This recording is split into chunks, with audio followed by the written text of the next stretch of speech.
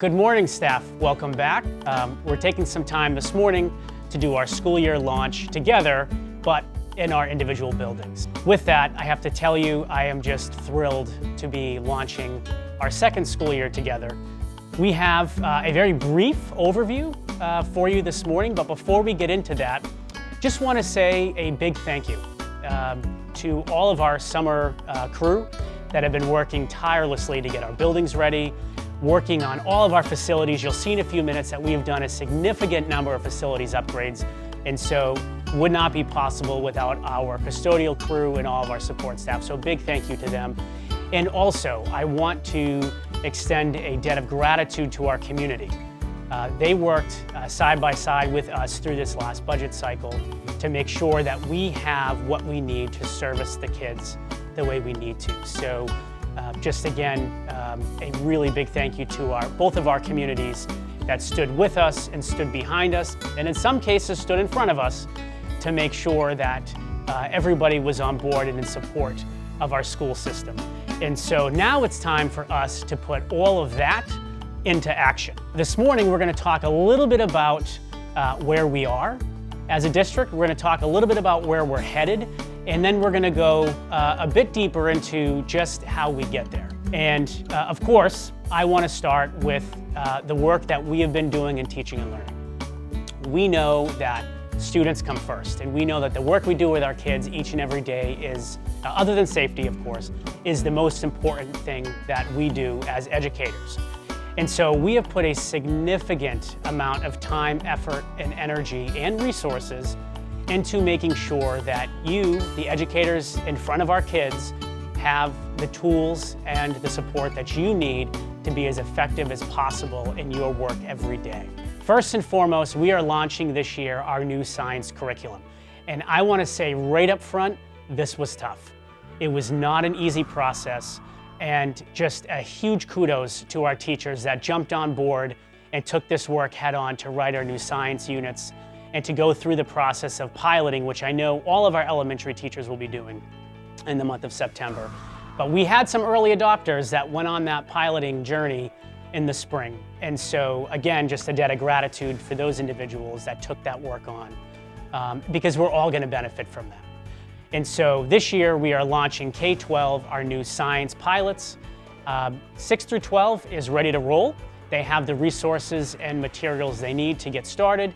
In elementary, we are starting with the month of September, piloting a particular unit that our actual elementary teachers will be training everybody on this morning, later after our brief message here. And so with that, at the elementary level, we're going to have an opportunity in October to get together to talk about what worked, what didn't, and what's next, and look at what might be the right program for us to take on grades K through 5. And so again, thank you, and it's really exciting to be launching that work. We have a significant amount of work going on in literacy. Quite a few lessons learned from the science process in terms of curriculum development. And so we're going to be doing some partnering with a couple of different organizations this year, and a small literacy committee that we will be establishing of teachers K-12 to be researching and piloting and then recommending an adoption of a new literacy program. We're going to do this process a little bit different than science. You know that we feel a sense of urgency in our work, and we don't have a year to wait. And so while we're going through the process of researching and piloting different literacy programs, we still have a group of third graders that are not going to get a second shot at third grade, so to speak, right? So we need to do work now with the kids that are in front of us to make sure that we're closing those gaps. So we've set aside some additional resources and have asked your principals to partner with some of you to help figure out what are some of those tools and resources we need now to fill some of those gaps, while we're putting in place a long-range plan for a new curriculum adoption in literacy. We've also looked at customizing the follow-up professional development that we need with empowering writers at the elementary level. And so we are doing very targeted work with our K-1 teachers to make sure that they have just what they need, our 2 through 5 teachers to make sure that they have just what they need, but also we are working with our new staff to get them up to speed. We're not leaving anything to chance here. And so we will have a variety of professional development with empowering writers to make sure that the training is just in time and that everybody has just the right fit as far as the training and the different genres of writing that we are teaching our children. Also, I'm sure you are aware by now that we have a cohort of 10 teachers that are boldly stepping into Wilson reading training, which is a very thorough, very long training, but desperately needed. So we will have Wilson certified teachers, K through 12, that are working at every level to help close really that phonemic awareness and phonics gap for our most struggling readers. And then of course, at the elementary level, we have moved forward with the MyOn reading support system, so our students will have access to over 6,000 texts right in the palm of their hands, and teachers and parents can monitor and track the number of texts the kids are reading, their lexile levels, and just how much they're growing through the year with that. So we're really excited to be putting forward all of this work in literacy for this school year. Next, technology. Technology is a really exciting piece of work for us here in BMR. We were able to, for this year, purchase and fund the requests from the science teachers at the middle school for our new robotics program and put forward the laptops that they need.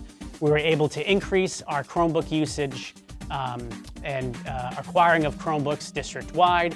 We've also refurbished a whole grade level of Chromebooks. As our seniors graduated, we were able to bring on another class set of Chromebooks this year.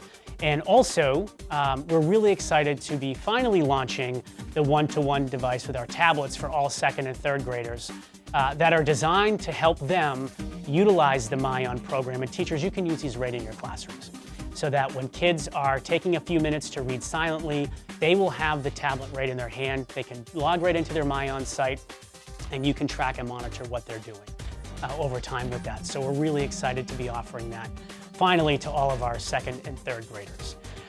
Also, at the secondary level, you may remember that we spent some time last year talking about personalized learning. Well, this year, and the secondary principals will talk a little bit more about this, but we are launching into what we are calling a year zero, where we're taking our time and we're moving slowly through the study of personalized learning and talking about how do we really design lessons for the kids sitting in front of us? How do we leverage our ed technology to really engage deeper our kids and help them meet them where they are at their level?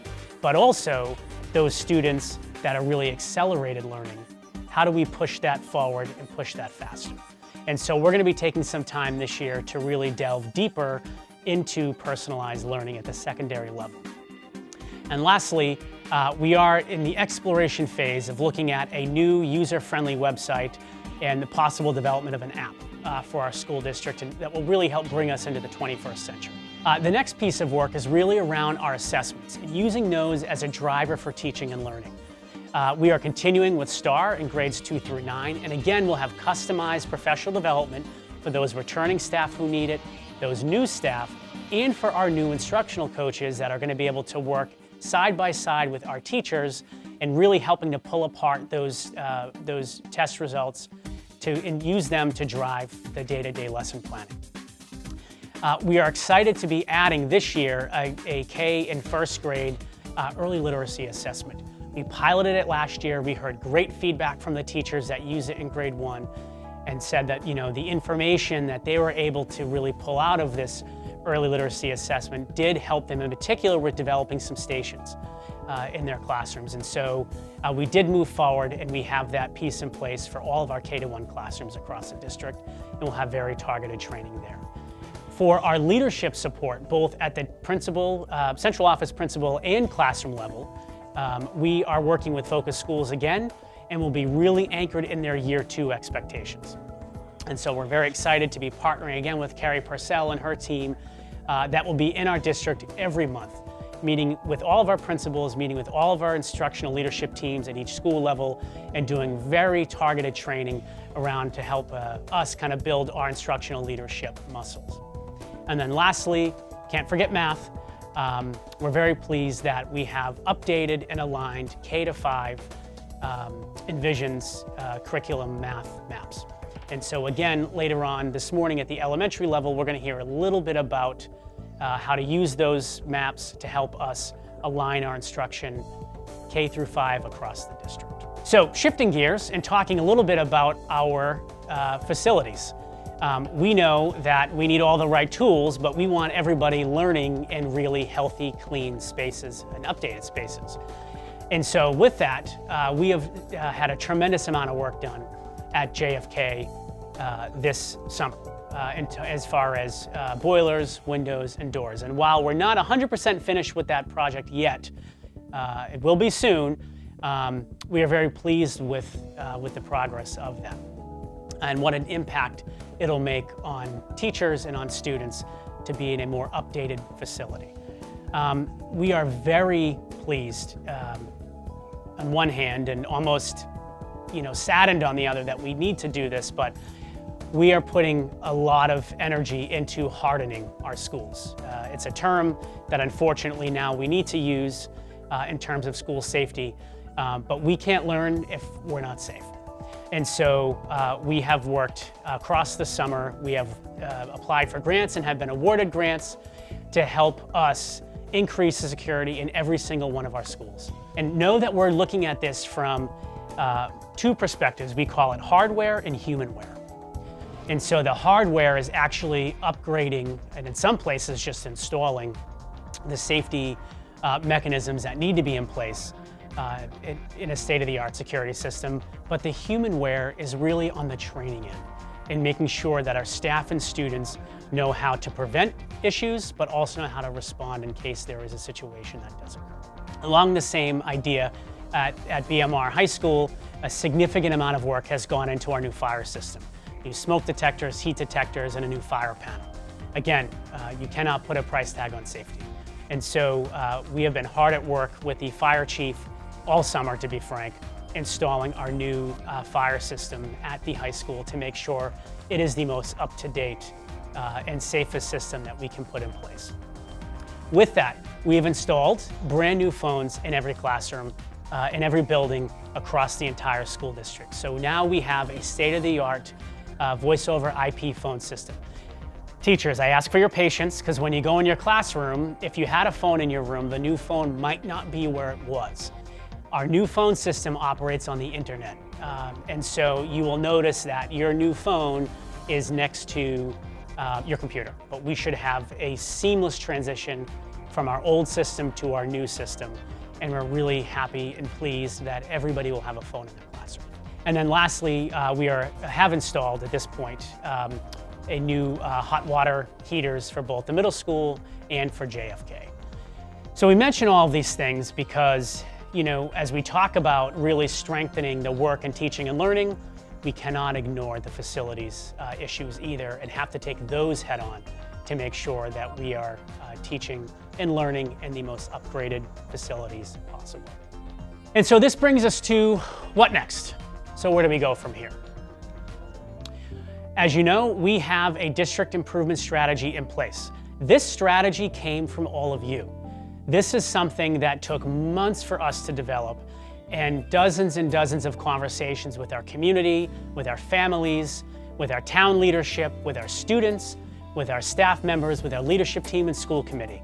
And so we are working very intentionally in these 4 areas we refer to as the what, the how, the whole child, and the community. And I know that this isn't anything new that folks haven't heard before, but we have spent a significant amount of time defining that. And so, while it's great to have a visual that outlines our focus areas, that's going to be as strong as the work that's actually behind it. And so we know that we have a bit of a higher calling here in terms of the work that we are doing.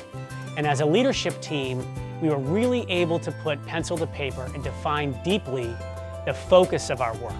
And so we have really defined that as a purpose. So we've got a purpose statement in our work in action, which oftentimes is referred to as a theory of action. That our work in action was very intentionally crafted to be a when-then statement. And if you're familiar with a theory of action, normally it's a if-then statement. Well, if implies that maybe we do these things and maybe we don't, but if we do them, here's what will happen. As a leadership team, we decided to take out that if and say when, because this is the work we are doing. And when we do these things, then we will get the outcomes that we are expecting for children. And so these are two pieces that we will keep coming back to over the school year and that you will see embedded in some of the next steps with your school improvement planning work. But I did want to highlight the fact that these are not an if-then statement, it is a when-then statement, because this is the work that we are committed to at BMO. And so what are the next steps with this? Well, next we've got to build out the roadmaps behind our blueprint for district improvement. And so the blueprint is driven by those 4 areas in our strategy: the what, the how, the whole child, and the community. And so we will have 4 areas that we are building out roadmaps or action plans in each area with timelines, deadlines, and action steps. And this work is going to be driving the work of our school improvement plans. We're doing those very different than we have in the past, in that they will be created by our instructional leadership teams that are in every building. They will be anchored back to our blueprint for district improvement. And finally, we will be creating a professional development plan that is going to talk about and outline how we build our capacity as educators to do the work that we have outlined within that either blueprint or our school improvement plan. And so my hope is that you see that we are leaving nothing to chance, and we are being very intentional about how we are working collaboratively as one team pushing the district forward, and intentionally making sure that everybody has what they need to the best of our abilities to do their work at their optimal levels. And so just in closing, I think it's important that we take a pause and remember that all means all. We are here for all students. And right now we've got about 1,700 of them that are going to be entering our classrooms tomorrow. And every single one of those kids matter. And so we have to remember every classroom, every student, every day. We've got to bring our A game. We are truly one district changing the lives of every student, every day, in every classroom. So with that, we're going to wrap up. I hope you have a really great day of professional development. I'm going to be around visiting schools. I can't wait to see you. School is such a lonely place in the summer, busy place, but lonely place with no teachers and no kids. And I cannot wait to see all of you and to greet our 1,700 kids tomorrow when they return to our district. Eager and excited and ready to learn. So thank you so much.